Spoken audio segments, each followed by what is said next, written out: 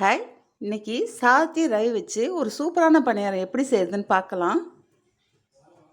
அதுக்கு தேவையான பொருட்கள்: 1 கப் சாதம், 1/4 கப் ரவை, 1 வெங்காயம், 2 பச்சை மிளகாய், பாதி கேரட்டு, பாதி குடமிளகாய், இஞ்சி ஒரு துண்டை சின்னதாக நறுக்கிக்கோங்க, கொத்தமல்லி தழை, 1/2 ஸ்பூன் ஜீரகம், 1/2 ஸ்பூன் மிளகுத்தூள், தேவையான அளவு உப்பு, தேவையான அளவு எண்ணெய்.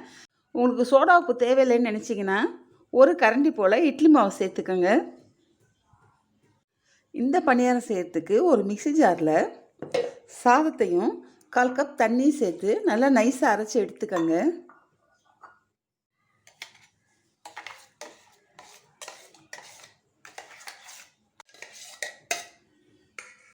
இது கூட ரவையும் தேவையான அளவு உப்பும் சேர்த்து 1/4 கப் தண்ணி சேர்த்து நல்லா கலந்துக்கங்க.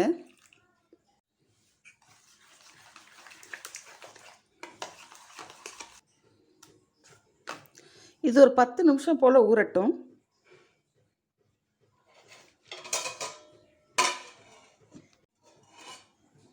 பத்து நிமிஷம் ஆயிடுச்சு. சாதத்தோடு சேர்ந்து ரவை நல்லா ஊறிடுச்சு. இது கூட நம்ம எடுத்து வச்சுருக்க ஜீரகம், மிளகுத்தூள், மல்லி, குடமிளகாய், கேரட்டு, பச்சை மிளகாய், வெங்காயம், இஞ்சி,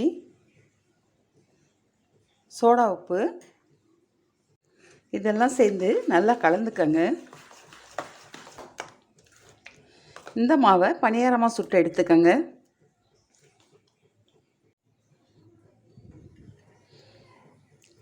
பணியாரக்கல் காஞ்சிருச்சு. இதில் எண்ணெய் ஊற்றிக்கங்க. நான்ஸ்டிக் கல்லாக இருந்தாலும் நம்ம கொஞ்சமாவது எண்ணெய் ஊற்றினா தான் நல்லாயிருக்கும்.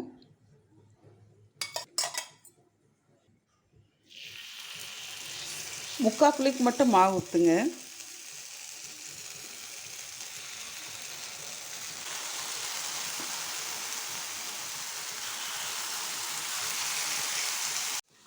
பணியாரம் ஒரு பக்கம் வெந்துருச்சு. திருப்பி போட்டு இன்னொரு பக்கம் வேக விட்டுக்கங்க.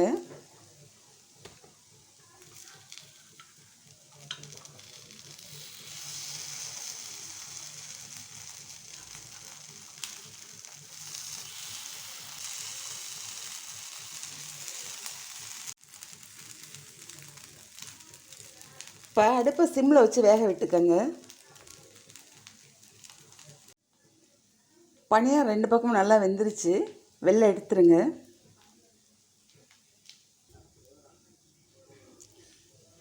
இந்த பணியாரம் உங்களுக்கு சுடுறதுக்கு நல்லா வரலைன்னா நம்ம அரைச்சி கலந்து வச்ச மாவோட 2 ஸ்பூன் அரிசி மாவு சேர்த்துக்கோங்க.